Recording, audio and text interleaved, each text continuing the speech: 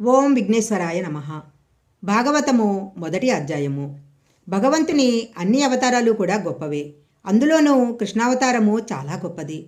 కృష్ణస్తు భగవాన్ స్వయం. అందుకే భగవతాన్ని జయ అనే వింతైన పేరు కూడా ఉంది. నరనారాయణులు కూడా నారదుని అవతారం తర్వాత వచ్చిన అవతార పురుషులు.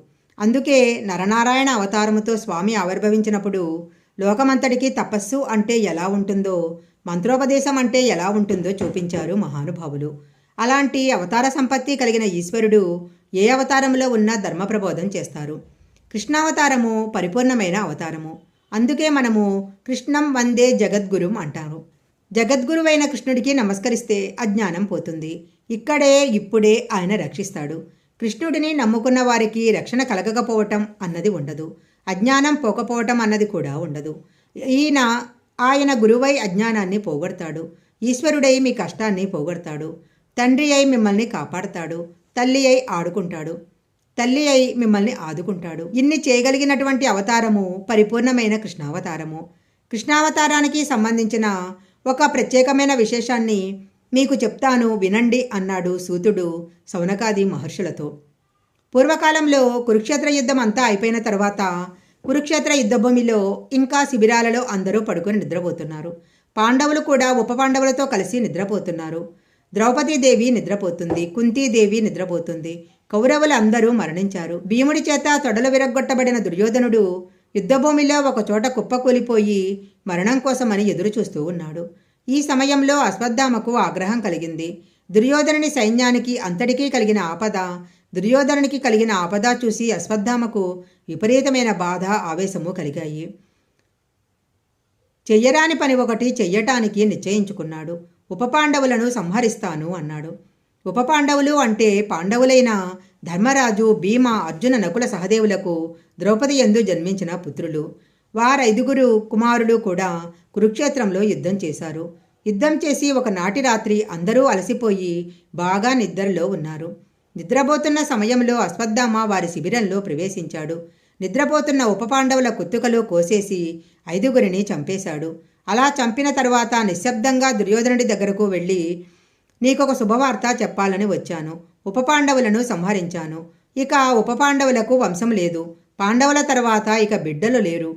అభిమన్యుడు యుద్ధరంగంలో మరణించాడు. అందుకని ఇప్పుడు పాండవుల వంశమంతా నశించిపోయింది. ఇది నేను నీకు ఇస్తున్న గొప్ప కానుక. ఆ ఐదుగురిని చంపేశాను అని చెప్పాడు. తెల్లవారింది. మరణించి ఉన్న కుమారులను చూసి ద్రౌపదీదేవి శోకించింది. గుండెలు బాదుకొని ఏడుస్తుంటే అవతల వైపు మిగిలిన యోధుడు ఇలాంటి పని చేయగలిగిన వాడెవడో గుర్తుపట్టాడు అర్జునుడు.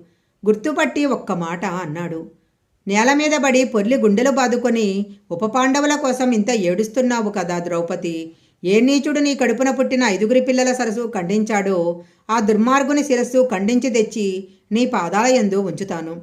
నీ కుడికాలితోనో ఎడమకాలితోనో ఆ శిరస్సును ఒక తన్ను తన్ని నీ పగ తీర్చుకో అన్నాడు. పిమ్మట అర్జునుడు కృష్ణ భగవానుని సారథిగా పెట్టుకుని అశ్వత్థామను వెంబడించాడు. అర్జునుడు వచ్చేస్తుంటే అశ్వత్థామ తన ప్రాణోత్క్రమణం అయిపోతుంది, తనను చంపేస్తాడన్న భయంతో పరిగెడుతున్నాడు. అలా పరిగెడుతుంటే పోతనగారు ఒక అందమైన ఉపమానం చేశారు. తన కుమార్తె వెంటబడిన బ్రహ్మదేవుణ్ణి నిగ్రహించటానికి వెనుక తరముకు వస్తున్నట్టి పరమశివుని చేతి నుంచి పారిపోతున్న చతుర్ముఖ బ్రహ్మెలా పరిగెడుతున్నాడో అన్నారు.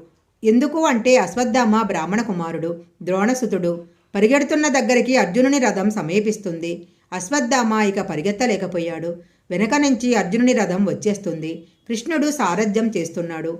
ఈ రథమే, ఈ సారథ్యమే, ఈ కవ్వడే, ఈ సవేశాచే, ఈ కిరీటే, ఈ ధనుంజయుడే 18 అక్షోహిణుల సైన్యాన్ని మట్టుపెట్టాడు. కాబట్టి నన్ను చంపేస్తాడు అని ఉపసంహారం తెలియని బ్రహ్మాస్త్రాన్ని ప్రయోగించాడు. లోకమంతా చనిపోయినా పర్వాలేదు, తాను మాత్రం బ్రతికుంటే చాలు అనుకున్నాడు. అది బ్రాహ్మణునికి ఉండకూడని బుద్ధి. అది పొగలగక్కుతూ గొప్ప తేజస్సుతో అర్జునుడి మీదికి వచ్చేస్తున్నది. అర్జునుడు వెనక్కు తిరిగి కృష్ణుడి వంక చూశాడు.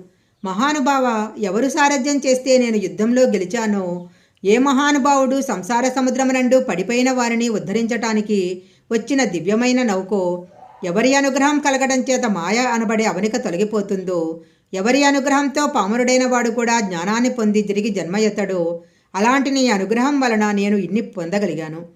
లోకాలన్నిటినీ నిండిపోయి సంక్షుభితం చేస్తున్న ఈ తేజస్సు ఏమిటో నాకు తెలియజేయవలసింది అని అడిగాడు. అప్పుడు కృష్ణ భగవానుడు ఇలా చెప్పాడు. ఉపసంహారం తెలియకపోయినా అశ్వత్థామ బ్రహ్మాస్త్రాన్ని ప్రయోగించాడు. అప్పుడు ఆ బ్రహ్మాస్త్రాన్ని నియోగించటానికి నువ్వు కూడా బ్రహ్మాస్త్రాన్ని వినియోగించు అన్నాడు. వెంటనే అర్జునుడు ఆచమనం చేసి అభిమంత్రించి కృష్ణ భగవానుడు ఉన్న రథానికి ప్రదక్షిణం చేసి బ్రహ్మాస్త్రాన్ని విడిచిపెట్టాడు. ఇప్పుడు 2 బ్రహ్మాస్త్రాలు ఒకదానికొకటి ఎదురు వచ్చాయి. లోకాలన్నీ తల్లడిల్లిపోయాయి. ప్రళయమే వచ్చేసిందనుకుని దేవతలు ఋషులు పరుగులు తీస్తున్నారు. లోకంలో ఉన్న ప్రాణులన్నీ కూడా ఉత్కంఠటను పొందాయి. అందరూ హడలిపోతున్నారు. లోకాలన్నిటినీ రక్షించే స్వభావం ఉన్న శ్రీకృష్ణ పరమాత్మను ఆ రోజు లోకం ప్రార్థించలేదు. కానీ ఆయన అన్నాడు, ధూర్తుడైన అశ్వత్థామ ప్రయోగించిన బ్రహ్మాస్త్రము మీదికి నువ్వు కూడా బ్రహ్మాస్త్రాన్ని ప్రయోగించావు. వానికి ఉపసంహారం తెలియదు. నిష్కారణంగా లోకులు బాధపడకూడదు. 2 బ్రహ్మాస్త్రాలను ఉపసంహారం చేసేయి అన్నాడు. 2 బ్రహ్మాస్త్రాలను అర్జునుడు ఉపసంహారం చేసేశాడు.